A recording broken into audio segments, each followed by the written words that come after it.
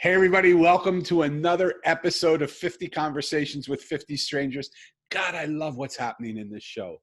And I think we have a treat in store for us today because all that happened when I met the man that I'm sharing with you today and sharing with me today, because we don't know each other from Adam or Eve or any of the other people that exist in the world, is we had a brief conversation in the green room and we couldn't stop laughing. We were just enjoying each other. The spirit of this man already, I can tell you, is a beautiful spirit. He's a beautiful soul. And that comes from strictly first impressions. So I can't say more about him because I don't know him. But Dom Brightmon, I want to invite you to 50 Conversations with 50 Strangers. Thank you for having the courage to be one of the strangers that shows up and to have this conversation with this imperfect person sitting before you. Welcome. Hey. Thanks a bunch, Danny. I appreciate you. And the good thing is we're both imperfect, so we'll be A-okay. I love it. Don't you hate when you meet perfect people? Or at least those who think they're perfect. Absolutely. I don't think there really are perfect people. What do you think? You think there's anybody really perfect? No. I mean, even when you go into religion and you see the saints and the sages, some of the stories that they tell, like, I know it's politically correct to think they're perfect, but you watch their life and you just see they're human, like all of us, and they make their mistakes, they do what they do, and even the ones that they say are not human anymore, that they're godly, they still, you still think, behind the curtain, something happens, right? Exactly. Kind of like St. Augustine, right? Yeah, 100%. I love it. So tell us about who you are and what's important to you. Sure thing. Well, thanks again for having me for this time to have 50 Conversations with 50 Strangers. It's almost like 50 Cent without the rapper. But a little bit about myself. Name's Dom Brightmon. You can call me Dom for short. And I'm from the land of charm, crime, and crabs, Baltimore, Maryland. And what I love about life is not only being alive to inspire and encourage others, but also books. I'm a big book guy. I've been in a library for 13 years and counting now, with multiple promotions and whatnot, and took all that experience from a public library setting of helping folks from diverse backgrounds. Becoming an author myself, and even a side business as a leadership trainer, certified with John Maxwell, and really even a podcast host interviewing authors all over the world. And I'm about 280 plus authors in so far. Wow. So that's a little about me. Wow, you've done a lot. I thought I was doing good, and I'm like I have a podcast with about I think 86 people in it so far, and it's only a few months old. And then I started this 50 Conversations, which is another side thing. So I thought I was doing good, but you got 200 some episodes. That's a lot, brother. What is your podcast called? Let's get that right out there, and let's get people subscribing to it right now. Sure thing. It's called the Going North Podcast. Tips and techniques to advance yourself. Going North Podcast. I love that. So if you haven't done it already, pause this right now. Go to Apple Podcasts, go to Going North Podcasts, and subscribe to it right now. There's a lot of information from this guy I can tell you about. Let's do a rapid round really quickly. Just quick questions, quick answers, okay? Are you a dog? Are you a dog or a cat person? I'd have to go with the dog because I'm allergic to cats. Okay. Coffee or tea? Oh, coffee. Love coffee. I love it. Are you someone that people would say is in the box, or are you someone that's out of the box? Well, I'm out of the box. I seem to get a lot of out of the box people that are coming on. Do you think it's important to be able to speak your point of view, or do you think it's more important to listen to other people's points of view? Definitely listen. You learn more by listening. Wow, beautiful. Do you fit in, or do you feel different than the world? I have to say I feel different from the world. Sometimes I call myself chocolate, so definitely feel different. I love it. Would you say you're a head person or a heart person? Wow. Now that was a good one. You know what? I think I'll go with head person because I like to think ahead. Wow. Okay. I love that. You surprised me there. I feel all heart when I'm talking to you, but I love that. That's why it's fun to ask the questions. Um, are you a leader or a follower? Definitely a leader. Fabulous. And last one is, do you think people are more different or more the same? More of the same. Wow. Love it. So what I love from asking those quick questions is it not that it puts you in people in a box, but just in getting to know somebody right from the point of view, you get a feeling of how someone thinks, how they feel, what they do. And it seems like the types of people that are drawn to having these conversations, and maybe it's only those people, who knows what people think, but so many people answer very similar to your answer, that we feel like we don't fit into the world, that we're different than the world, that people are more similar than they are apart, that it's more important to listen than to speak, and yet so many of us speak so much more than we listen. So it's really like fabulous to me. Um, what makes you happy? What makes me happy is always getting better at something, whether it's completing a new book or reading a new book or even publishing a new one, or heck, even just meeting somebody new and having a conversation with them where I get to learn something new, because I feel like growth is happiness. And when people are growing, they're always becoming better, because happiness is really more than just a destination. It's more like a journey, because we're all human. We all have moments where we're going to feel down. No one's going to feel happy 24/7. Even the most cheerful person is not going to feel happy 24/7. So I believe that growth is definitely happiness. So this isn't on my normal set of questions, but I'm just really interested in it. Why is growth so important to you? I feel like growth is important to me because I'm still not even 30 yet, funny enough. And really just the exploration that can still happen, because despite everything that's going on in today's society, there's still a lot of magic happening that we have access to via online. Like, I never thought I'd be connecting with so many authors through technology and having this conversation with you today, Danny. And it's all because of the tools that others have created to Yes. really allow us to really become better, and just seeing how far we can take it on a positive note as opposed to how far we can take it on a negative note. Because every human is like, we may be built the same in terms of what we have on the inside, and we all need to drink water, and we all want to at least still live and connect with people subconsciously or consciously. That's really what defines growth for me, and why I'm so big about it, is because when we're always growing and learning, there's like so much that we can have access to and just really just tap into and just grab from and learn from. So one of the reasons why I ask, and I'm really in flux on this, because growth was always really an important thing in my life as well. And then what I started to realize, or started to feel, is it isn't so much that I need to grow anymore. It's that I need to get rid of the things that are in the way of me just being who I actually am. And Ah, it's just like it's just, there's so much stuff that blocks me from just being the person that I am. So many, I can't do it, or so many insecurities, or so many fears, or so many challenges. And when those things are wiped clean, there's no reason to grow anymore, because you're being yourself. There's nothing better than being ourselves. And we don't need to grow into ourselves. We are ourselves. We just have forgotten who we are. Does that make sense to you? I mean, it makes perfect sense, to be honest, because it's kind of like how we, especially during our childlike state, where we have more of a spiritual sense, and kind of like in a child, in a way where we're so innocent, wanting to just learn as many things as possible. We realize we have the answers within ourselves, just that we get in certain environments, and we're in certain environments long enough that it changes a certain perspective, or it may lead to something that's totally off base of what you originally thought you were going to get. So we really just growing into yourself is really realizing that we already have what we already have, and just, heck, even similar to what you mentioned earlier, just taking what's good and just being yourself and just being comfortable with that. Yeah, because I think somehow I feel like first of all, I want to take a pause for a minute, and I just want to talk to the people that are listening. Can you believe that Dom and I met literally 18 seconds ago? I mean, look how comfortable this conversation is, and look how much we share.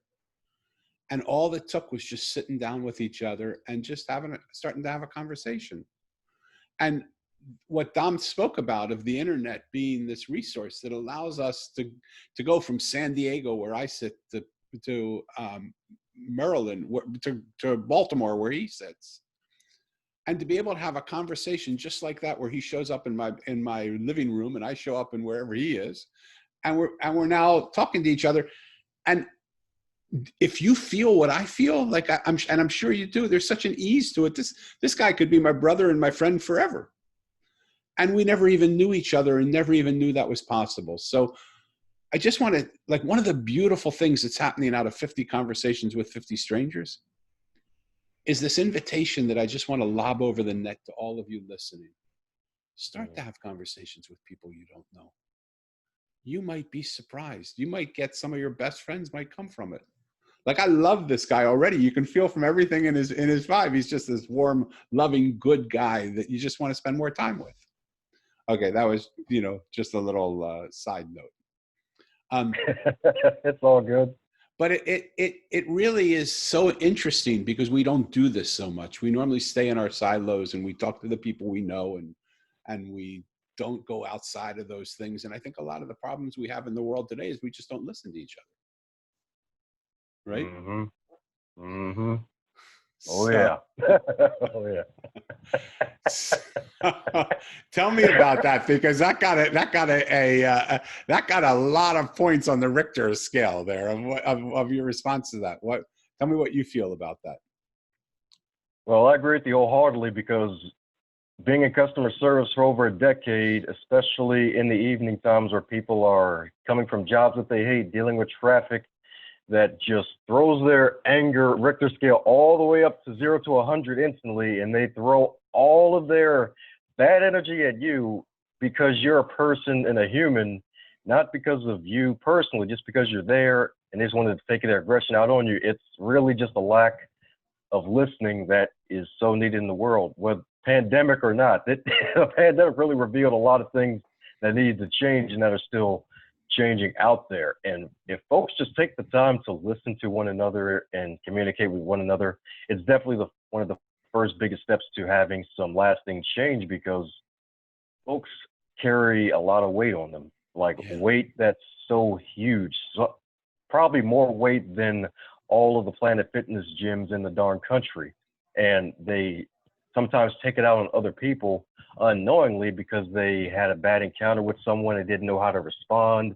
They may have had a moment where they're having a bad time with their wife, their spouse, or their kids are not acting right, and they have no idea how or where to vent to, and nobody wants to listen, or at least they think nobody wants to listen. When someone listens to you, they feel a whole lot better. Heck, even talking with folks and letting them just have that space to just express themselves, kind of like now, it's really one heck of a life-changing experience, because that'll give someone that extra nudge to really feel like, wow, someone actually listened to me? It's amazing. I can keep going on.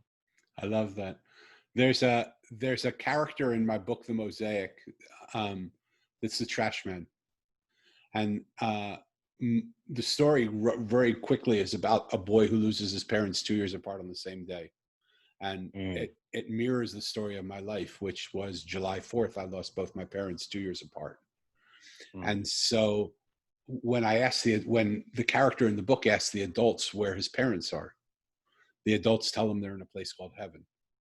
So the boy, being a young boy and not thinking that heaven was like, the grocery store, he set out in search for the place called heaven. And the people he met were not the rabbis and the priests and the ministers and the yogis and the swamis and the medicine men and the aborigines or elders and the, blah, blah, blah, blah. They were the road worker and the blind woman and the homeless man and the traveler and the juice man and the waitress and the gardener and the trash man. And as you speak, the trash man came to me right now. Do you mind if I share a story with you? Go on ahead. Okay. So where we live, the trash man comes every Monday morning. And what we do is we put the trash out every Sunday night. And every Monday morning he comes and he takes what's in the trash cans and he puts it in his truck. The truck grinds it up and he drives on to the next house, gives us back our can and drives on to the next house. Well, when Mo was walking down the street, he, in search for this heaven that he was looking for, suddenly a trash truck stopped next to him. The street was pristine clean and he had nothing that he was carrying. And the trash man looked at him and said, is there something you want to put in my truck? Do you have trash for me? And he looked at himself. He said, gosh, there's not, I don't have anything on me. The street's clean. Like, what are you, crazy? And he was just about to say to the trash man, what are you, crazy? Until he caught the glimmer in the trash man's eye. And he realized the trash man wasn't talking about physical trash. He was talking about mental trash and emotional trash and things that are keeping him from getting to where he wanted to go. And when he realized that, Mo started crying. And he said, oh, I have so much of that. I don't know that we can do it that quickly. He said, I'll just stop the truck and pull over. I can help you. And I can help you. Just put everything into this can that you no longer want. Put all the things that hurt you, all the pains, all your sorrows, all the things that make you feel inadequate, all the things that you don't believe you can do. Put them all into this trash can. And Mo does that. He puts everything into the trash can. And the trash man says the beauty of this practice of being a trash man is for that one moment where people actually get to see themselves without all this garbage. Because all of it's in the can. You can come and take it back anytime you want. But what does it feel like now to have emptied all that from yourself? And it's such a beautiful thing. When I was 4 years old, I wanted to be a trash man. And my mother said, Danny, you have a genius IQ. You can't be a trash man. But I realized today what I do is exactly that. I'm a trash man. I just hold the space for people to put everything that they don't want. And they realize that they really don't want it anymore. And when they're free enough of it, they can put it in the trash. The trash man can put it in the trash truck, grind it up, and drive it away.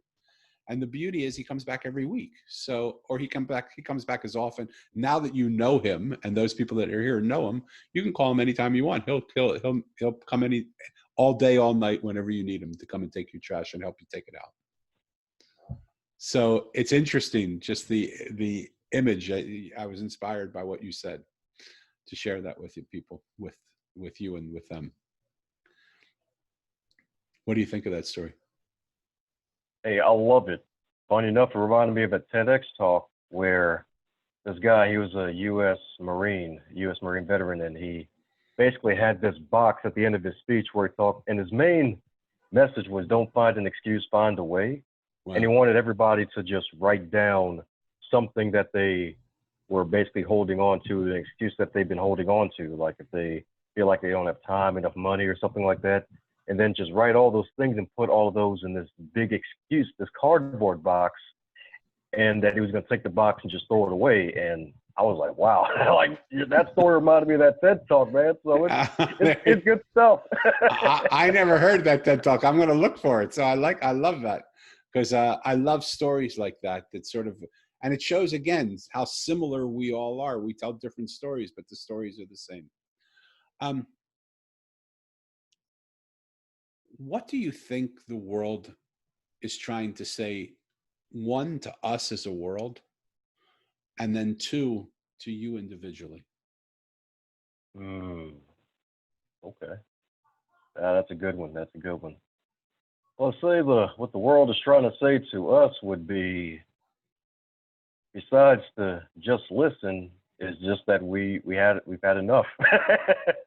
we've had enough. That's really the main message of what really the world is really telling folks, is that, hey, some things need to change in this pandemic, and it's sad that it's taken so many lives and it's still running rampant in parts of the world, but there's still some cleansing going on where, heck, even old statues and things like that are being taken down, and some things are starting to change for the betterment of society. And we got a long way to go as a whole, to be honest. And I think that's really what the world is saying. We've had enough. Heck, even nature was saying we had enough a couple weeks into the pandemic, when there was photos and news articles of dolphins appearing in Italy in the waters. Like, whoa. Yeah. It's like when we get out of the way, look what's possible. right? Mm-hmm. The dolphins come back, and the pollution drops. I remember reading about how the Ganges, one of the most sacred rivers in India, went from being absolutely the most polluted river in the world to 2 weeks in, with people in pandemic, was 50% less polluted. 50%. Mm-hmm. They never thought that was even possible. But companies weren't dumping their waste into it. People weren't throwing their garbage into it because I was out to do anything, and it just repaired itself. So Mm-hmm. I love that. And then when you even said it, because it isn't the pandemic only, then on top of that, we've had this beautiful cleansing of how we feel race wise.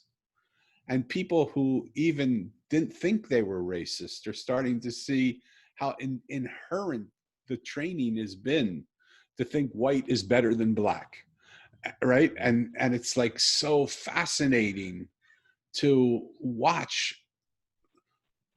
I know for me, I used to always joke that I was pissed at God because at the last minute he turned me into a white man. The agreement was I was supposed to be black. And that I was really pissed at him. So you would think that someone who said that over and over again and really feels it, because I have such an affinity to black people, would not be racist at all. And yet I took this Harvard standardized test, and it's standardized. It's a test that you can look at race, you can look at finances, you can look at borders, you can look at religions, and it's a quick test to show you. It shows you images and concepts, and you have to choose good or bad, one or two. And I was devastated because I took the one for color, and it said you have a high propensity to want to be with white people more than black people. And if it didn't wake me up to say, like, I would have thought that I'm the least racist person in the world. But then the test showed me that that's not true. And I think it's time for all of us to take a look at what we actually believe. That's what's sunken in underneath the fabric of what we think we are. Because they showed different things that were black faces and good images, and how it paused for me to make those white faces and good images. You know, the White House, it's so interesting how ingrained the languaging is. So I think I agree with you 1,000,000% that this whole COVID-19 and these protests around race, and even the president that we have in the United States, whichever side you fall on, are making us look at some of the decisions we're making. Mm-hmm. And I can't encourage people to vote enough this coming election. Whichever your conscience says, whatever you want to vote for, vote. But vote, show up and vote. What do you think the world now is saying to you personally? I guess the world is saying now to me personally is to really just to take action, to be honest. To be honest, Yeah. I mean, and action could be at all levels. It could be whether it's bailing someone who was put in prison wrongfully when they were protesting. It could be joining the protests. It could be continuing to help folks to get their voices out there and to build a platform for folks to get their voices heard of all races, colors, and creeds, and to really continue to encourage people to at least to keep on living. Because another thing that I've been noticing over this past year, to be honest, is the whole art of the loneliness thing and the suicide rates. I've learned that a lot more folks are more suicidal than I thought, and I'm like, wow, I know there's suicidal thoughts out there for people, but I didn't know it was such at a massive scale like that. So really, just continuing to take action, some positive action, to encourage people and to continue to equip them if need be to be able to try to at least better combat whatever they're going through internally and mentally, and heck, even recommending resources, whether it's communication with like human resources, not actual human resource, not the company, but actual humans that may have better advice than me, Yeah. and are actually professionals to do this sort of thing. So that's really what's been speaking to me on that front. I love that. And Dom, hopefully this will be the beginning of a relationship together, not the end of one. But I stand united with you in that purpose. So if we can do something together to help each other do that, that would be great. But I know people are going to want to get in touch with you. How would they get in touch with you if they want to get in touch with you? Sure thing. Head over to dombrightmon.com, dombrightmon.com. All my contact information is there, and I have a contact page. Feel free to shoot me an email and all the other good stuff, and check out the podcast too. It's all there. Will you do me a favor? Will you send me links as soon as we get off the phone? Because I'll put them in the show notes for this as well. Of all Consider your it done. social media links and all your website and things like that. Do you believe you have a purpose here on in this earth? Yes, sir, I do. I do have a purpose on Earth because, I mean, I'm born here for a reason. I'm still here for a reason. If I'm alive and breathing, I got a purpose. I feel like my purpose right now is to encourage others to advance in life at multiple levels. It doesn't even have to be advancement in career advancement or wealth advancement. It could be advancement just being a better person than what you were the day before or even 5 years ago. So that's what my purpose is at the moment. And if it changes, then that just means it's another level of discovery that I need to reach. Love it. So with that purpose in mind, do you feel that your voice is heard? Me personally, I do. I feel like my voice is being heard for the most part. And because I mean, I use social media to be honest. So I mean, I'm not a master at it, but I use it. Yeah, And I usually try to promote positive things and whatnot. So I feel like my voice is being heard. It's just that sometimes it may not be acknowledged. I got you. So if you had a platform that you have right now, in this moment, right here with me, to say something that you want people to really hear and you really want to get acknowledgement for, what would that message be that you want people to hear right now? That message I would love folks to hear right now is advance others to advance yourself. And that stems from one of my favorite motivational speakers of all time, Zig Ziglar, because he said, if you help enough people get what they want, you'll eventually get what you want. If we all want a better life, if we help each other to get better lives, no matter what way that is, then we'll definitely be able to advance each other to be the best versions of ourselves possible. Love it, love it, love it, love it. When you look at the world that we live in now, this is our last question. When you look at the world we're living in now, is this the world you always dreamed of handing over to your children and your children's children? Nope. No. Okay. So being that it's not, we all know the practice of momentum, that if something keeps going and keeps going and keeps going and we don't stop it, that it just gets stronger and stronger and the force is stronger and it's harder to actually stop it the longer we keep it going, right? Oh yeah. Do you have one suggestion that you could do, that you could say to people right now that that could help them today while they're listening, as soon as they're finished listening to this, if they would do this one thing and just continue to do it every day, it might help to change that momentum and make this into the world that we do want to hand over to our kids? What would that be? Sure thing. That would be to encourage 5 random people a day. If you have a classic Rolodex or like a list of names or phone numbers, and there's some folks on that list you haven't talked to in forever, give them a call, shoot them an email, say, "Hey, how's it going? This is Dom. Talk, hi Jill, how you doing?" And just encourage people, check in on them, and it'll surprise their day, especially if you smile through the phone as well. Because Yeah, that's another thing too. Because tonality is everything. So connect and encourage 5 random people a day. I love that. So again, to learn more about Dom, we're going to have this in the show notes. Go to his website, which is DomBrightmon.com. dombrightmon.com. I didn't know if it was Dom or Dominique. Dombrightmon.com. And we're going to list social media as things as well. Get in touch with him. Like, the beauty of what he just said, take a moment during the course of the day. How long will it take to call up 5 people and just be there for them and encourage them? One of the reasons I was going to do this practice of what I'm doing now because the Mosaic, after I wrote it, told me to get out on the road and do what Mo did, talk to people and listen to people. And I set the day in the sand to go that I was going to leave was going to be May 1st. Well, Mr. COVID had another plan for me. He said, that's not going to happen. And I thought, what a terrible thing. You know, I had this whole thing planned. I was going to go to all around the United States. I was going to take a year doing that, then spread it around to the world.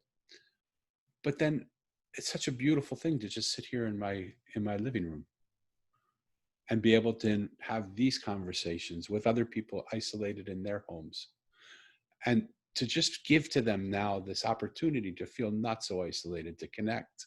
And what Dom's saying to you, call 5 people and just give yourself a chance to be there for them. Smile through your heart, encourage them that life's going to be, that they can do whatever they need to do. And Dom, I want to thank you so much for taking a risk and being on the show, being one of my 50 people that has 50 conversations with 50 strangers. I look forward to getting to know you more. And I love when we come in as strangers and leave as friends. And that's how I feel with you. There we go. All the honey involved. I love it. Because it's extra sweet. I love it. I love it. I love it. Is there one last thing you want to share? Or are you done? Yeah, pretty much just go out there, be great, help somebody. That's all I got. I love it. Go out there, be great, and help somebody. I think you can't end on a better note. Thank you, Dom. I really appreciate it. And for those of you who listen to these conversations, like them, share them, share them with your friends, and let it encourage you to call up somebody you don't know. Let it encourage you to friend somebody on Facebook and say, do you want to just have a conversation? It doesn't have to be me, the only one having 50 conversations with 50 strangers. Imagine if we could set a movement out where 500 people, 1,000 people, 1,000,000 people were having conversations. All of us would not feel alone. And I will do more than 50 conversations, because romantically, I thought I'll do 50 conversations with 50 strangers in 50 days. Well, the first day I had 5 people sign up. The second day there were 7 people sign up. I'm going to get done in a week and a half, you know? So I just don't have the time to talk that much, but it's so easy to do. And so we don't have to have a time frame on it. Start to talk to people you don't know. See what happens. It might surprise you. Again, Dom, thank you so much. I so appreciate you. Right back at you, Danny. Okay. Can't wait to have you on the Going North podcast. It's going to be even more fabulous. Yeah, and listen, subscribe to the Going North podcast. I'll be on it. Hopefully, I would love to do that. And go to his website. All of it will be on the show notes, www.dombrightmon.com. Get in touch with this man. You'll enjoy it. It'll be a beautiful experience for you. Until next time, thank you, everybody. Bless you, and have great days.